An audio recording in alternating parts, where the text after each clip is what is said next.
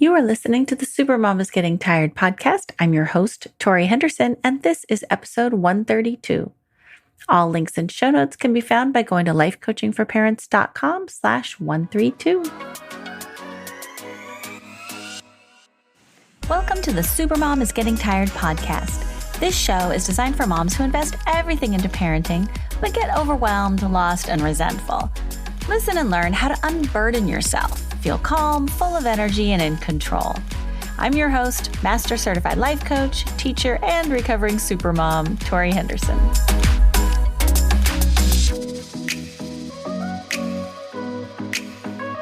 Hello, supermoms. How is everyone? Are you excited about back to school? Are you doing the back to school happy dance? I hope that you are. I know for me, I love a fresh start.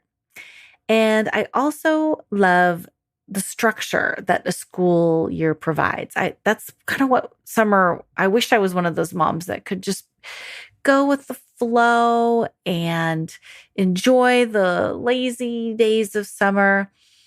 And I love the idea of it. I just never seem to like the reality of it. So I'm kind of one of those people that I just like to structure my relaxation time. If I'm on vacation, I'm going to sit on the porch and read my book at 8, and I'm going to do yoga at 9, and I'm going to go for a walk on the beach at 10. Like I just do better with the schedule. So it's okay if you think I'm nuts. My family certainly does, but it's one of the things that life coaching is so good at. There's all these personality profiles, and you really get to know who you are. And you stop apologizing for it and you just kind of accept it. Like, this is who I am and this is what works for me. And when you find out the parts of you that are just hardwired, it makes you not argue it or feel like you need to change it.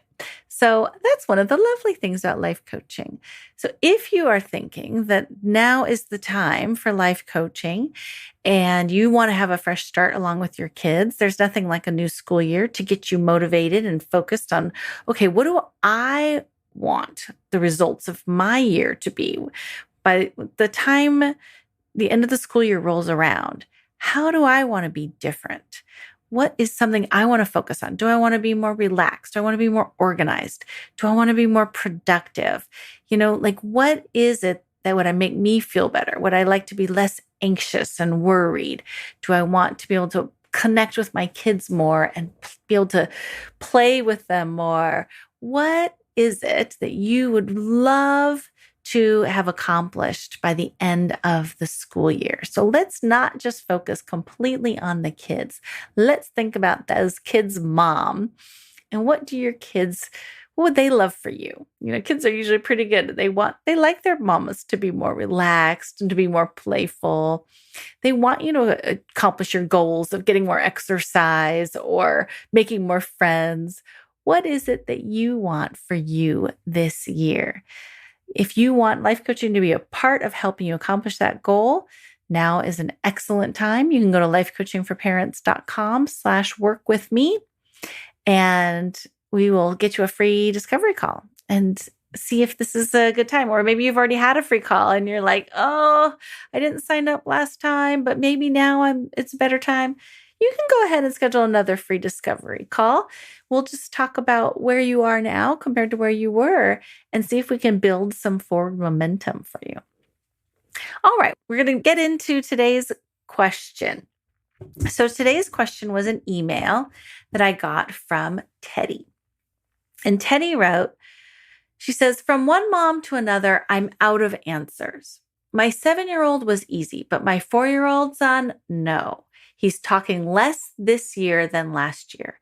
He ignores me, the dog, and his older sister, and would prefer to flick the lights on and off and use his iPad. He is intrigued by dinosaurs and whales. I watch him in his room twirling in a circle for no reason. He's very stubborn, and if I need to break his activity to do something else, he becomes so angry it frightens me. It's hard to find a babysitter because I do work and I need babysitters. Help, she writes. Okay, Teddie. So this email I got while I was in Europe. I was with my sister, who's a speech therapist, and I was, kind of said, all right, here's one for you, sis. What would you do? So my sister works with kids. She's a speech therapist, so she works with kids who have language delays. When she said that he's got fewer words this year than last year, his speech is kind of regressing. This is the perfect place for a speech therapist to intervene. And so I wrote to Teddie, and I, first of all, was very compassionate, because if you read that letter, that you can really feel her desperation and kind of just fear and helplessness. And I just got this sense, and I don't know if this is true, Teddie, but I just wanted to support you so bad. I wanted to make you feel like you're not alone in this, because that's what I've picked up just energetically from your email. It felt like you were alone and you needed support. And so I responded with the intention to give her that. Say, hey, if you want, schedule a free coaching call, that this is not something you have to do on your own. There's a lot of people out there that are ready to support you, and for free. So if you read that email about the spinning, the flicking the lights, the obsession with the dinosaurs and the whales, the ignoring the sister, the speech regression, those are a lot of signs that the kid could be on the autistic spectrum. Now, that's a scary diagnosis for a mom who's just asking for help. So I didn't talk about that, but what they certainly would indicate is that she can get support that is paid for a lot of times, starting with speech therapy because of the language. And so they have a lot of these like language heavy preschools that kids can go into that are with teachers and speech therapists. They're all designed around building up that communication and kind of pulling a child out of their inner world and into the world of other people and the environment. So I mentioned this to her. I was talking to the pediatrician, trying to get an evaluation from a developmental psychologist so that she could get qualifications. And not only are the benefits huge for the child, with early intervention being really key in helping a child develop this speech and language, that is beneficial, but it's also she would get to be around other moms with similar kids. And from what I gleaned from Teddie's note, like that could be therapeutic for her soul and just medicine for her tired mama spirit. And so I thought hanging out with other moms and other teachers and other therapists to surround her and her kid with not just education and support, but just kind of that camaraderie that we need when we're dealing with a difficult child. I wanted her to kind of get a psychoeducational evaluation, to talk to the pediatrician, and find out what resources are available in her area so that to get them enrolled in a language-based preschool program. So this was the email that I emailed to her. I'm letting all of you know in case you're in a similar boat or you know somebody else whose 4-year-old speech is regressing, or they've stopped talking, they've stopped increasing their language, and they're pulling into their own little world, or you're seeing other behaviors with the flicking of the lights and the spinning and obsession around certain anything. Honestly, it doesn't matter what it is. It's just kind of this hyper focus. So if you know anybody who's like that, I want you to tell them about this podcast and send them here. So I gave what I would call the parent educator answer. This is, if you asked me as a professional educator, what should I do in this situation? I would say first, support the mama. Give her lots of love, encouragement, support, and resources. Second of all, get this evaluation done. So that's my advice. But I have decided to include an interview with someone who disagrees with all my great advice. She has a very different take on it, and she does not suggest evaluations and language-based preschools and speech therapy.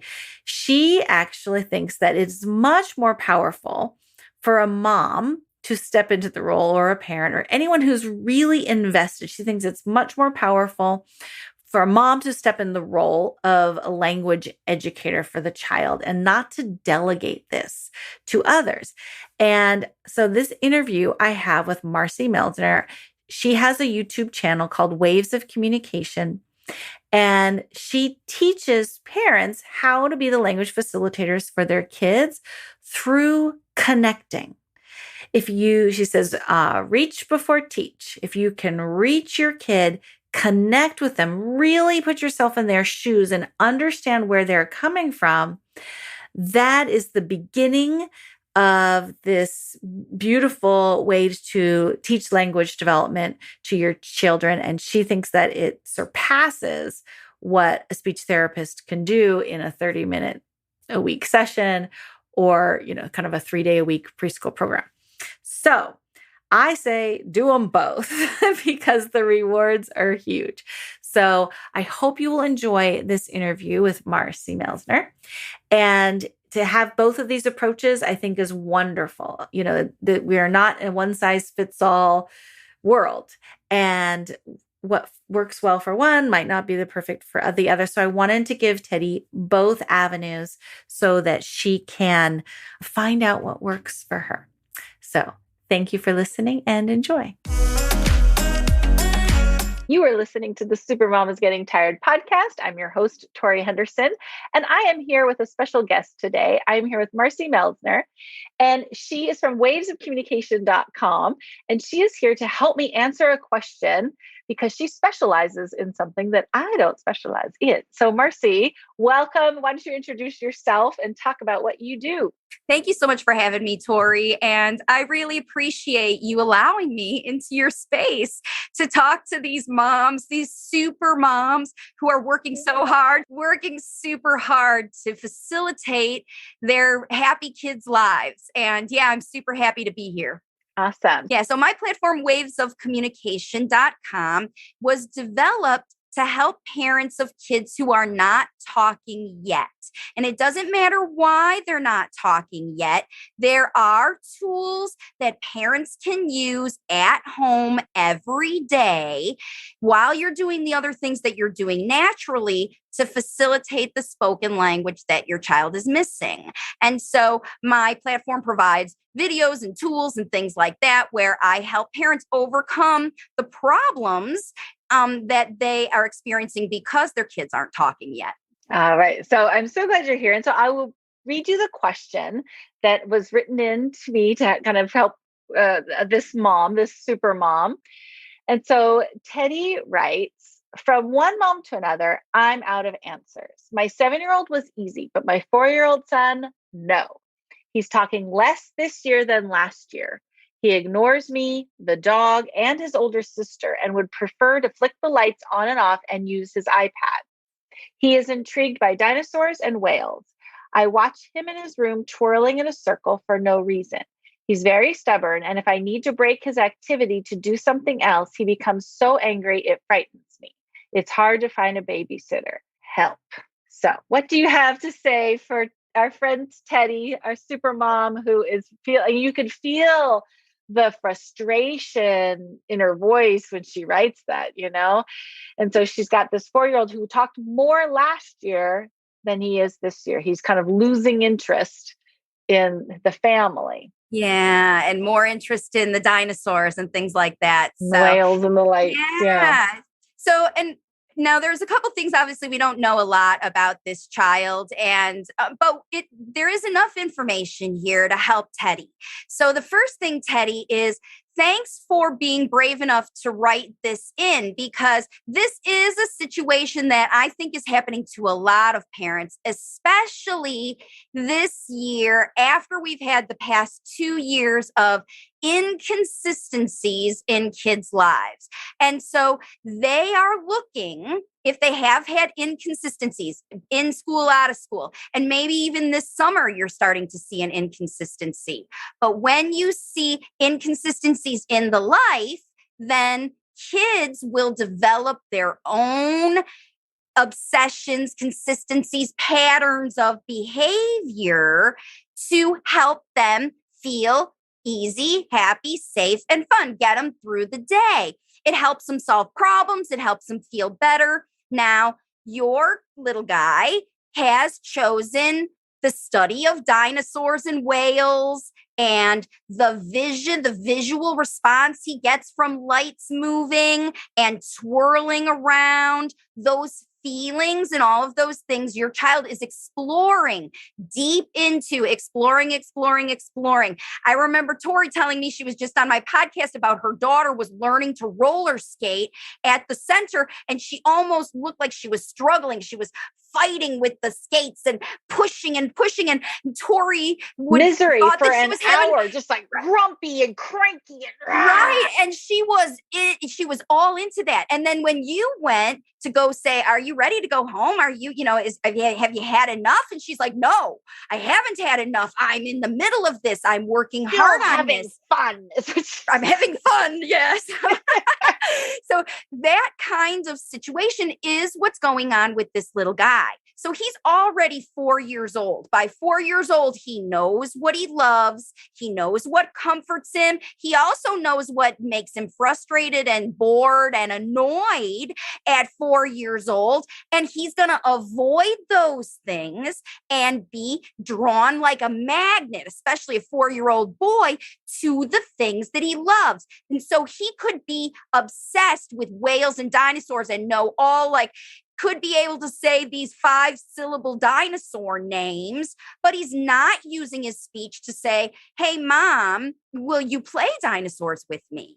Right? He's not using his speech to say, "Did you hear about the T-Rex?" Because potentially, when this child tried to bring those things to other people, he didn't have the language, and other people didn't really understand what he was doing. And so because he wasn't feeling understood by the people he brought his superpowers to, he wasn't understood by them, he retreated into his own self.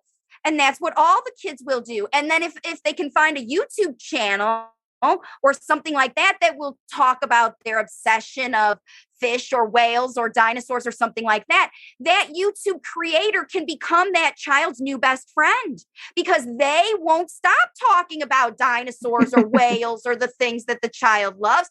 And if the people in this child's life don't even understand how obsessed they are, how much they love whales, just like you didn't understand how much your daughter was so dedicated to that roller skating job, she wanted to be there. These kids are brilliant, but they're keeping all the knowledge in their head because they don't really necessarily feel a safe space to release it. So what I would tell this mom is, she's really feeling the frustration, like you said, of this little guy has taken his interest and away from me into his own self. And I need him to do things with our family. I want him to do things with our family. I want him to sit at the table and eat with us. I want him to ride in the car. I want him to come out of his world into our world. And again, that's this mom, like every mom wants that. You don't want your child to detach from you. They came out of you. You want them to be with you and love you. So you have to be attractive, because this 4-year-old is showing you what is attractive to him. The lights, the spinning, the dinosaurs, the whales. And you don't even understand at this point, because like you say, I don't know what to do. I'm at a loss. So my recommendation for you is figure it out.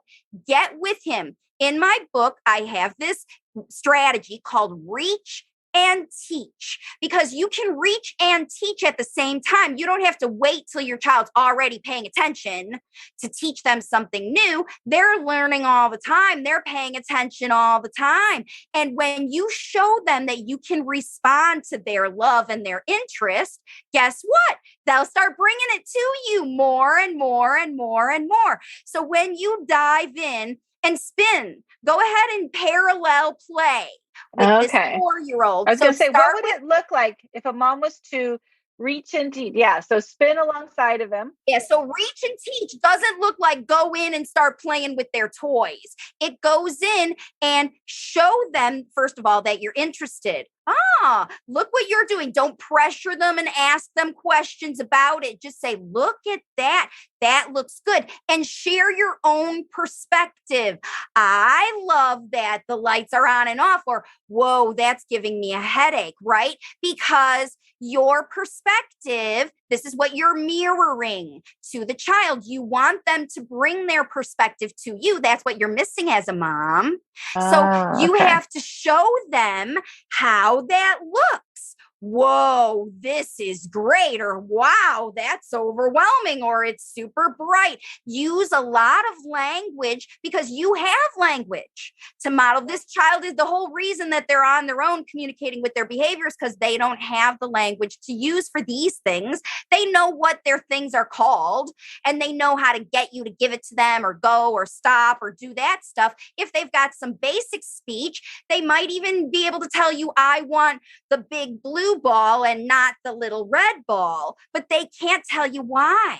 They can't tell you why. And when you reach them to understand why they want that little ball, now you got a whole bigger pile of language that you can model for them that they will pick up, just like they pick up that ball. You say, ooh, you want the big ball because you like how it sounds when it bounces on the driveway, and that boom, boom, boom noise is your favorite. All right, let's get the blue ball and have that boom, boom, boom noise. Now you've attracted your child to come to you because you won't stop talking about what they're thinking about, just like the guy on the dinosaur YouTube channel. Right? Now you get to be this child's best friend because you talk about what they're thinking about. And then when it comes to stuff you've got to do, like we've got to go, it's time for us to be at school and shoes have to be on and all of that stuff happens. Again, you have the opportunity as the parent to equip that child with the why. Now, I know school is something you like to go, or I know the park is something you like to go, or I know you like to have clean teeth and the broccoli is all stuck in the back. Let's get the broccoli out of your teeth. I got you your favorite blue toothbrush, right? All that other stuff that we do, all the tools, they will be picked up by these kids when they understand why they need them, how to use them, and how easy it is. All they got to do is pick up the toothbrush because you're standing right by them as a coach. And that's why I love that you invited me to your platform, Tori, because this is what you do for the people who follow you. When they ask you a question, you have to equip them. You know, you could take your child to someone else to facilitate these things that are missing. There are therapists all over, but Tori, you said it perfectly. When you act as a life coach for your child and you coach them to be independent for their communication, even for their problem solving, for all those things, and you're there with them, coaching them, then they'll pick them up. They'll pick up these strategies. Right. And so that's why I wanted your input, because I think a lot of people would, kind of read this question of he's, intrigued by dinosaurs and whales. He flicks the lights, he spins and twirls. And they would think, oh, he needs a diagnosis. He needs to see a therapist and get into a program, some intervention, which, I'm not knocking it, that there's a lot of really good programs out there and there's a lot of help, especially if you can get in there early. But it sounds like what that misses is a mom's ability to really tune in and connect with their kid, because that's what it sounds like this mom, Teddie, is like struggling with, right? Like she's like, I want to feel a connection to him. So one is, obviously the stubborn behavior, Right. She called it, he's very stubborn. And he says, if I need to break the activity to do something else, he becomes so angry. When we see kids, it's what's great about this question is that Teddie is able to see. She knows her child is stubborn. How does she know her child's stubborn? She has seen the behavior pattern over and over again. When she tries to interrupt his fun, she said it. When she tries to interrupt his fun, he resists. Gets angry. Yeah. So you project, I want you to stop enjoying your life to accommodate me, and you're talking to a 4-year-old child. It's not unusual for a 4-year-old to resist. It's not unusual. Let's say it's not unusual to get that response. Do I want to watch? Do I want to play with dinosaurs and whales, or do I want to do my mom's idea? This is why I was thinking about it. It's like, kids don't want to enter our world. Our world is stressful. We're like, we got to get in the car. We got to go to school. We got to hurry. There's time pressures. Why would they ever want to join us when their world is so peaceful and fun and interesting? And so I think the fallacy that moms have is like, my kids should enter my world, rather than what I'm hearing you say, which is like, what if we entered the child's world? What if I move in and I start playing with the dinosaurs and the whales, and then all of a sudden this whale decides it wants to fly through the air and into the car seat? And like, what a smoother transition that is, rather than, come on, you got to pay attention to me and on my time pressures and my agenda. Yeah. And that's where I love that, because that's you as a mom thinking like a mom, not like a therapist or a doctor or whatever. I know my kid likes whales. I need to get him in the car seat. I'm going to use whales. I'm just going to use my kid's love to get him to do the things I need him to do. Now, I love this way that you talked about it, because while it feels like it's a bribe, like, okay, you can have the whale when you get in the car, you have to do it right. Because if you withheld their favorite things in order to do, then you're going to create more of a divide. But this way to use them as a follow me. I'm talking about dinosaurs now. I know you like dinosaurs. There are dinosaurs in the car. Oh, there are? Let's go to the car. Then the kid is more inclined to go there, and you can give them. Now, I'm not an advocate for let kids do whatever they want, whenever they want, all of that stuff. That's not helping a parent feel happy and safe either, because when they're out of control, because their kid is so independent that they're not relying on the mom at all, then that puts the mom again in another sense of they're fearing their kids are going to manipulate them and do all that stuff around. And so what I recommend, again, is reach and teach. If you see your child starting to work around you, or they watch you put the cookies and then you leave the room and they go and take them, and those kinds of things, that's, again, them separating away from you and being independent in their problem solving and their exploration and all of that stuff. And when you reach into the problems, the explorations, the new things, the feelings, whatever, then this late talker will realize that you're their coach, that you're not going to say, don't do this, stop doing this. I'm going to take this away if you don't.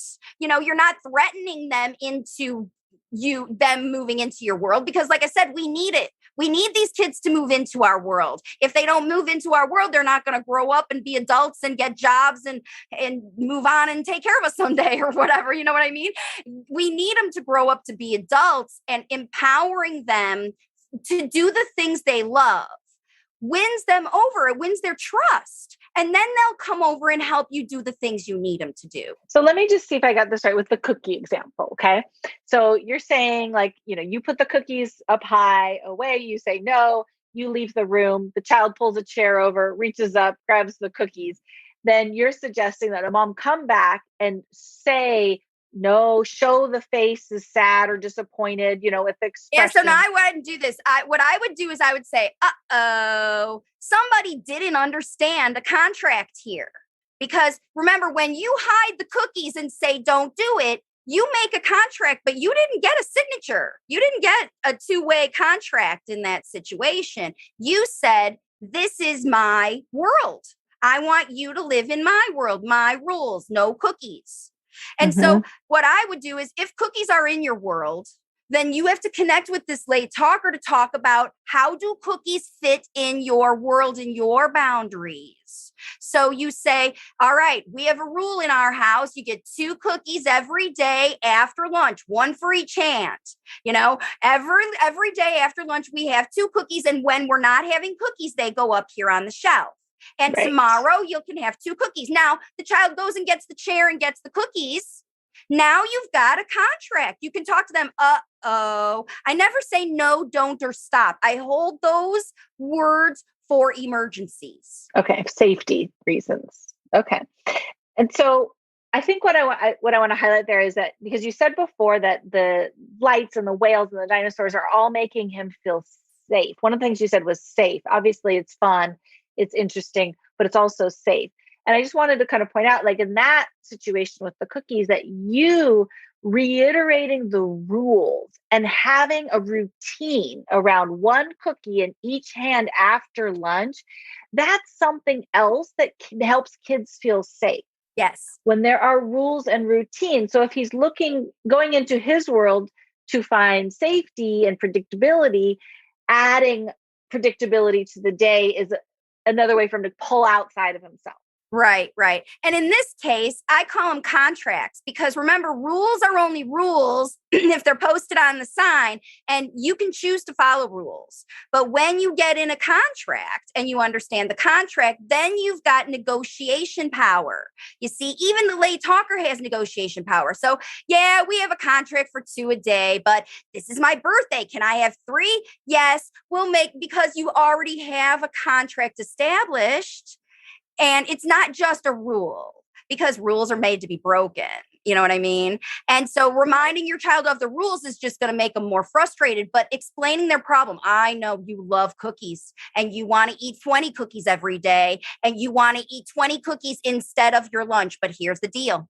I know you don't get it. I know you don't hear this, but as a mom, this is what we got to do. And I promise you, tomorrow there will be cookies. You can look forward to them. They'll be here for you.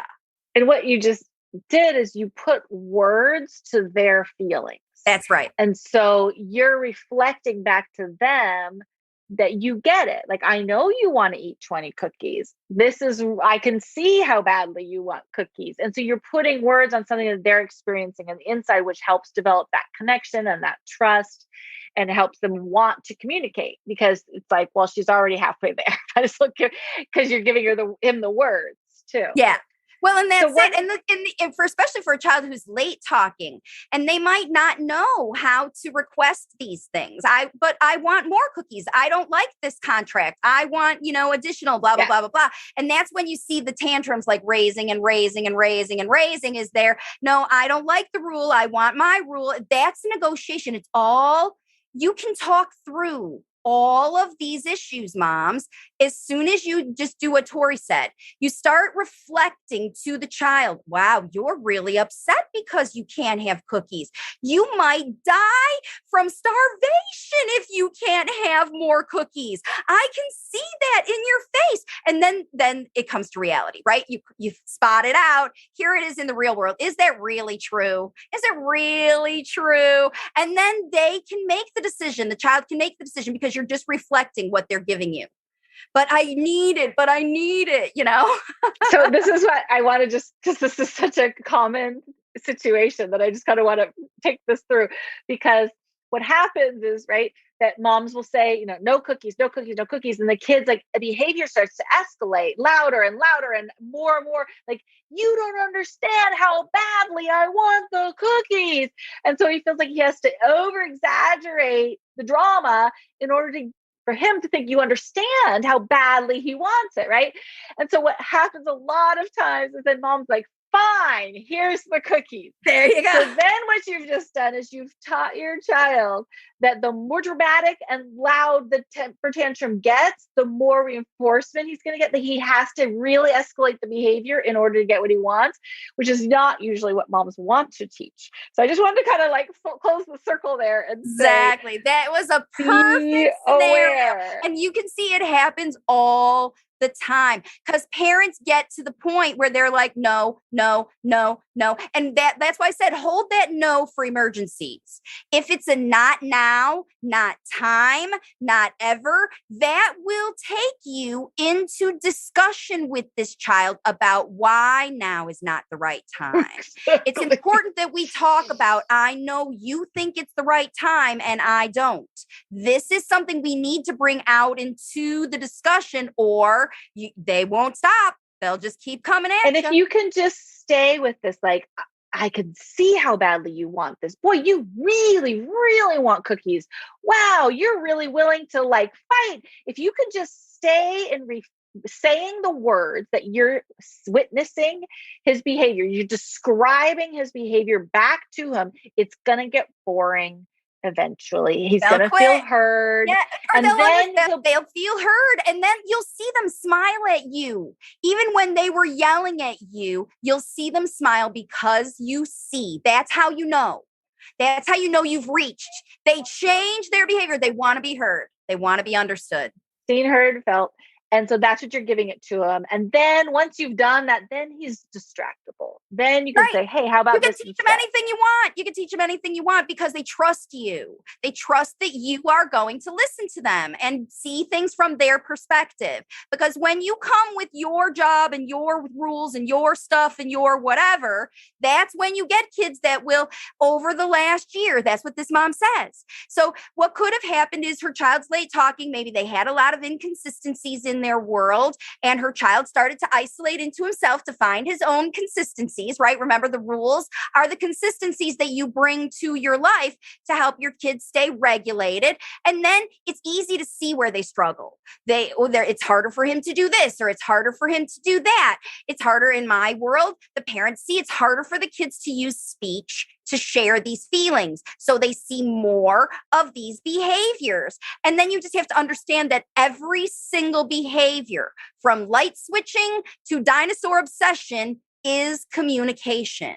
It all means something. And when you as a mom just connect with your child and do what Tori said, verbalize the feelings that you know you're feeling with this late talker, they will pick up the words, because it's a lot more fun for this late talker to say, I want a cookie. Oh, I can't have a cookie now. I've got to wait tomorrow to get my cookies. I already had my cookies today. I can wait till tomorrow to get my cookies tomorrow. They kind of have to do that in their head. They're coaching themselves down from their, I got to have them all, right? They've got to do that. The only way they're going to do that is if you help them do it over and over and over and coach them through. Yeah. And so let's say, okay, so I like the cookie example. Let's say the kid is just like, you're in this stalemate, we'll call it, around like, you really want cookies? As I really do. And it's kind of fizzling out. And you decide, okay, I want to change the subject and I want to connect with my kid. And my kid loves flicking the light switches on and off. So how could a mom then transition to like saying, hey, let's flick the light switches on and off? Or, like getting in, showing the kid that you're interested in his world and trying to connect with them. Like, what would that look like if a mom wanted to really connect with their kid around light switches? Because it's boring for most adults. Yeah. So parallel play goes to the extreme. So it all depends on what the obsession is. You got to kind of do the same thing that the late talker did. I know you might be tempted. See, Tori was even. She took the whale and she's like, I'm going to use the whale to get you to do my thing. And this is where a true reach and teach, you got to do their thing their way, using all the senses that they are using so that you can experience the same thing. It's not going to be the same. Nobody experiences anything the same, but this similar. So if your child's obsessed with eating ketchup on rice and they won't eat anything else but ketchup on rice, you got to taste ketchup on rice to figure out what it is about ketchup on rice that they love. You've got to watch their favorite YouTube channel to figure out what it is about how that guy talks that makes your kid giggle. What is it about the light switches that keeps your kid coming back? Is the light switch in that room different than the other rooms? Is the fan Marcy, in I have that to stop different? here. I have to stop here because I'm imagining doing this: ketchup on rice, light switches, and YouTube channels, and I'm already bored. I'm like, I don't want to do any of that. I don't want to eat ketchup on rice. I don't want to watch the YouTube. So, well, it's because you're at the same time. If you don't want to, I realize you might not want to. But I want to say there's clearly a mindset that I need to be in order to do those things. So what is that? Because I'm not in it right now. So what's the mindset I need to get into? So again, that this mom who is so frustrated that she is missing her child. She's missing him. I don't have access to his energy. He's taking his energy away from me. She's missing him. When you want your dog's energy and your dog doesn't want to go, you sit right next to him. You pet him. You just exist in their space. And you have to join them where they are. If your dog, you want to have energy with your dog, you can't run around and say, come on, let's go play Fido, if Fido is 100 years old and likes to sit on the carpet. You know what I mean? You got to sit on the carpet with Fido. You've got to go in. You have to get over your control of this situation to the point where you are willing to immerse into your child's world 100%. I don't say you have to do it for a week. You just have to do it until you experience what they experience. And the thing is, the draw and the motivation I would need to conjure up is this desire to connect with my child, that I miss him, that I'm sad that he's pulling away and I want him. Okay, that makes sense to me. Because otherwise, if you don't want to do something, like I don't feel like eating, that's the most disgusting thing in my world. But I love, you remember, you're talking to a crowd of super moms who would do anything for their kid. They would walk through fire for their kid. And I'm not saying you've got to do it for a week. Yeah, but I think that helps because I think that so I can imagine a lot of my super moms would come to me and be like, I'm too tired. Like I'm too tired to connect. And so but I like it because I say, there's always like, we have this fallacy in our culture that we're supposed to be happy like all the time. And I say, no, like every emotion has a purpose. And you just want to see, like, is this emotion helping me or hindering me? And so to use sadness and disappointment and loss over your kid pulling his energy away from you, and that is a motivator to actually dive in. Like that is a great example of how we quote unquote negative emotion is actually working for you. So I really like it. Yeah. Well, nobody's going to change primal habits. Okay. If we want to lose weight, if we want to find a boyfriend, if we want to get a job, if we want to change our career, any kind of change, these habits are easy. It's easy to talk about what you feel, but finding the energy to do it in the moment is what's challenging. And that's what we're talking about here. And that's why I think a lot of people get frustrated with life coaching because they're like, I'm too tired to do these tools. I get it. Why you say like, I'm all about tools and I require you to do it. But the reality is the parents who follow me are so sad about the feeling of loss that their kid is not doing something, or they are doing things that other people don't think is normal or they should be doing for one reason or another. It doesn't matter if they're not reading. It doesn't matter if they're ADD. It doesn't matter if they're whatever they're doing. They won't pay attention. They won't go to school. They won't make friends. They won't do whatever. It's the mom who's feeling that loss. It's not the child. These kids are happy, Tori, in their own world. They're happy. It's the parents that are sad about this. So let me just kind of, because I think, to me, that sounds like it works. Now, everybody's different. For you, feeling the sadness and the loss might spiral you downward to the point where you do not feel motivated to take action. That's why I give you tools. And so, and you've got to really watch your own individual mindset. Because if you're going into futurizing, catastrophizing, if you're going into like, oh my God, I'm failing, I did it wrong, it's my fault, there's a lot of very unhelpful thoughts one could think, and some emotions that are not going to give you the result you want. So if the result you want is to help your kid feel safe and trust you enough to vocalize and build the language skills, and the feeling you want is connection with your kids, then you need to find, and that's what life coaching can help you with, find the one thought or two thoughts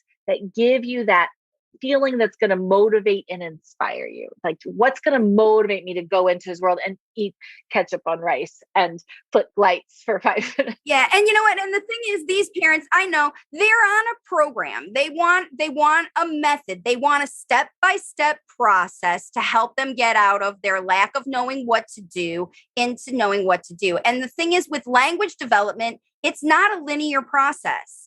It works, skills build on skills. And you don't even know, most parents don't even know how much language their children understand because they are choosing Like this boy, this 4-year-old boy, talking less than he used to. It's not because somehow he's forgotten the language. It's not, he hasn't lost skill. He just He's just lost not interest. using it. He's just lost interest. All right. And so that's the difference. When you're feeling my child's doing something or not doing something, and you want that situation to change, you're right. Sadness isn't going to get there. You're already feeling sad. You already see, I don't have to remind parents that their kids are late talking. They experience it every single day. What I remind parents to do is today, you have an opportunity today to do one little thing to facilitate 1% improvement in your situation. Better listening, better connection, better focus. You do have that ability with the strategies that I coach, that Tori coaches, if you take the effort to do it. And you can grab anchors or you can grab life rafts, but that's up to you. People like Tori and I are here to share the resources with you, but it is up to you to pull up and pick what you're going to follow. And I would like to add that all this stuff is this tuning into your kid, getting into their world. It's easier than you think. That's fun. what I would like it's to add.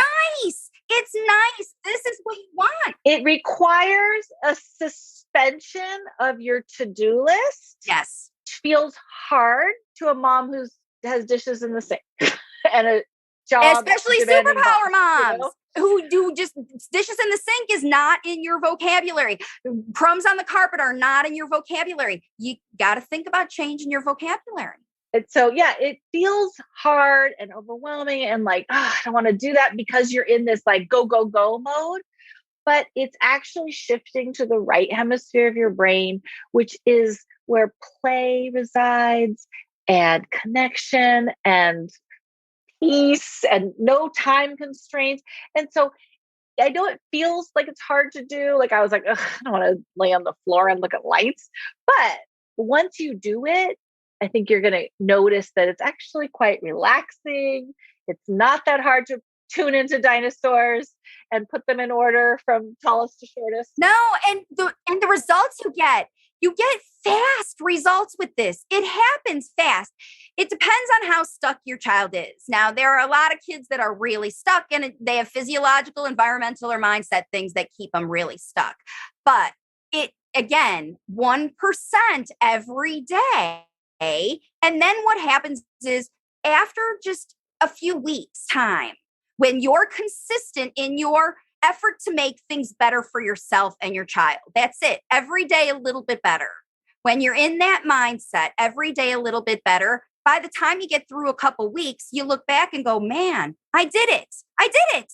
My life is better. My kid is connecting. He is trying more. I see my own effort. And this is what we want to empower you because you are the most powerful when you're on your game.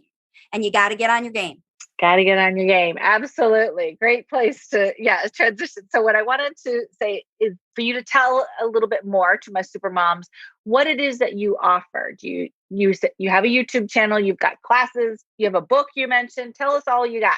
So just like Tori, every Thursday at 11 a.m. Eastern time, you can join me live on YouTube on the Waves of Communication channel and ask me questions about your late talker. I come every week with a thought up topic where I talk about a certain topic and then I take questions. You can also post questions on any of my videos. And there are more than 500 videos with everything from diagnosis all the way through to ear fluid. What if my child is manipulating me? What if all of the things that we talked about? There are videos. It's a whole library full.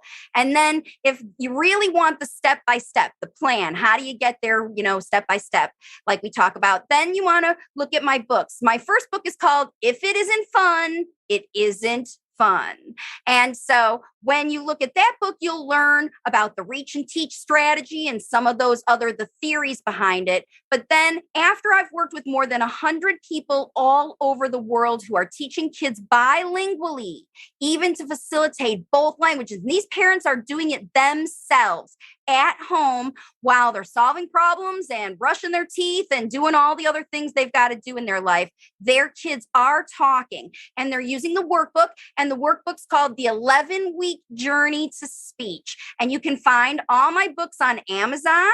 And then I have individual coaching and all of that stuff too, if you really need help on top of it. But my platform is all about equipping and empowering parents to be independent language facilitators. So even if your child is going to speech therapy and you've got that going on, this workbook helps you fill in the blanks in between, to do things naturally at home while you're brushing your teeth and riding in the car. You can facilitate more speech on the way to and from your speech therapy appointment in the car than they get from the therapist. So that's how I can help families. Absolutely. I love it. And it just kind of that reminder of like, you are not in this alone. You don't have to do it all. There is resources out there. You can have speech therapy, work with them 30 minutes a week, but parents are the biggest teachers. And with this format, with the workbook, the YouTube channels, that you can share that with grandparents, with nannies, with dads, stepmoms. Everybody can find ways to facilitate communication. Even big sisters, in this case, 7-year-old sister, can learn how to help little brother facilitate. I mean, she might be a great asset to moving into this world and playing with whales. Like, she could read him books about whales. Big right? sisters are the best. Big sisters are the best. Yeah. She might be an untapped resource there that you haven't even thought about. So doesn't mean you have to do it all yourself, but the people who are with your child the most are going to be the most impactful teachers, and those that are really motivated to wanting to have this connection with your child. That's very correct, because there's a lot of people. I've got people who have the driver because they live in India and they use a driver to take their kids, and their kid's driver is one of their primary language facilitators because he likes how that guy talks. Like, he wants to talk like him because he's really attractive to that boy. And that's it. When you reach and teach with your kids, you hook them up with the right teachers to teach them the things that you can't. Absolutely. All right. Well, thank you so much, Marcy, for coming on the show. I love your perspective, and I think it's a really valuable one for Teddie and for any other moms who are experiencing a language delay with their kids. So thank you for doing what you're doing. Thank you for having me, Tori. Want a free life coaching session? Go to lifecoachingforparents.com and schedule yours today. And thank you so much for listening. I would love it if you would subscribe and share these podcasts with your friends. If you have a question you'd like me to answer on the air, go to lifecoachingforparents.com/recordmyquestion, and you can send me a voicemail recording or write me an email, and I'll answer it on the air. Thanks again. Have a great day.